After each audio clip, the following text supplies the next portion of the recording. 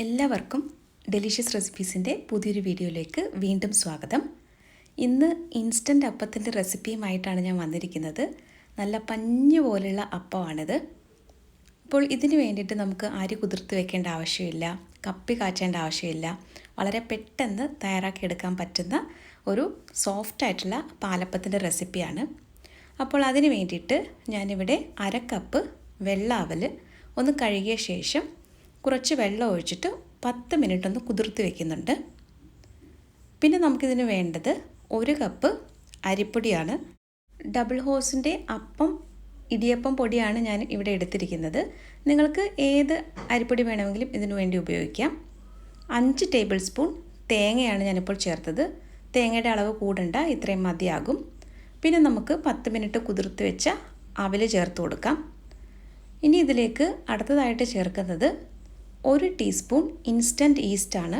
ഇത് പെട്ടെന്ന് തയ്യാറാക്കിയെടുക്കുന്ന അപ്പമായതുകൊണ്ട് instant east തന്നെ ഉപയോഗിക്കുക. 1 ടേബിൾ സ്പൂൺ പഞ്ചസാര ചേർത്തിട്ടുണ്ട്.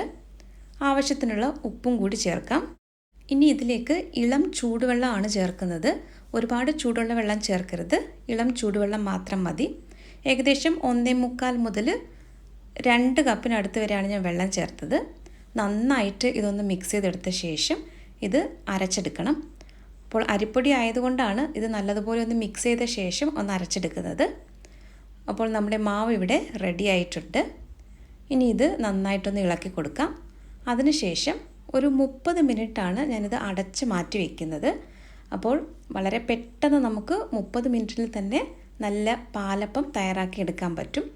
അപ്പോൾ അരി കുതിർത്ത് വെക്കേണ്ട ആവശ്യമൊന്നുമില്ല, കപ്പി കാച്ചേണ്ട ഒന്നും ആവശ്യമില്ല. അപ്പോൾ നമുക്കിത് ഒരു 30 മിനിറ്റ് ഇതൊന്ന് അടച്ച് മാറ്റി വയ്ക്കാം.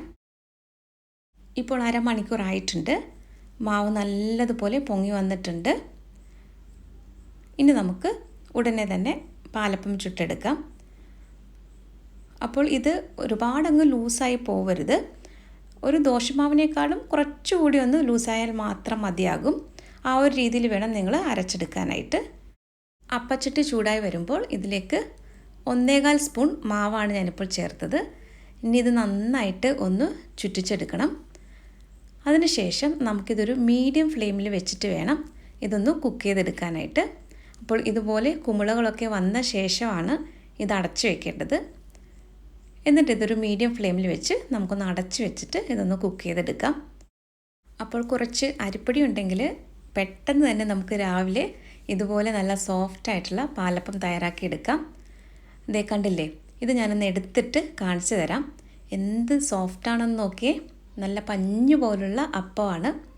അപ്പോൾ ഇതുപോലെ ഇനി ബാക്കിയുള്ള അപ്പമെല്ലാം നമുക്കൊന്ന് ചുട്ടെടുക്കാം. അരികൊക്കെ നന്നായിട്ട് മൊരിഞ്ഞിട്ട് കഴിക്കാൻ ഇഷ്ടമുള്ളവർക്ക് ഇത് അല്പസമയം കൂടി ഒന്ന് വെച്ചിരുന്നാൽ മതിയാകും. അപ്പോൾ അരികൊക്കെ നല്ലതുപോലെ ഒന്ന് മൊരിഞ്ഞ് കിട്ടും. അപ്പോൾ അതൊക്കെ നിങ്ങളുടെ ഇഷ്ടത്തിനനുസരിച്ച് ചെയ്താൽ മതിയാകും.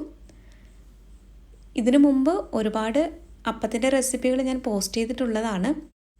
കപ്പി കാച്ചിയിട്ടും അല്ലാതെയുമുള്ള പാലപ്പത്തിൻ്റെയും വെള്ളയപ്പത്തിൻ്റെയും ഒക്കെ റെസിപ്പികൾ ഞാൻ നേരത്തെ പോസ്റ്റ് ചെയ്തിട്ടുണ്ട്. അപ്പോൾ അതിൻ്റെ ലിങ്ക് ഞാൻ ഡിസ്ക്രിപ്ഷൻ ബോക്സിൽ കൊടുക്കുന്നതായിരിക്കും. താല്പര്യമുള്ളവർക്ക് ആ വീഡിയോകളൊക്കെ ഒന്ന് കാണാവുന്നതാണ്. അങ്ങനെ നല്ല സോഫ്റ്റായിട്ടുള്ള പാലപ്പമൊക്കെ ഇവിടെ റെഡിയാകുന്നുണ്ട്. അപ്പോൾ ഇത് കടലക്കറിയുടെ കൂടെയോ ഏതെങ്കിലും നോൺ വെജ് കറികളുടെ കൂടെയൊക്കെ കഴിക്കാവുന്നതാണ്.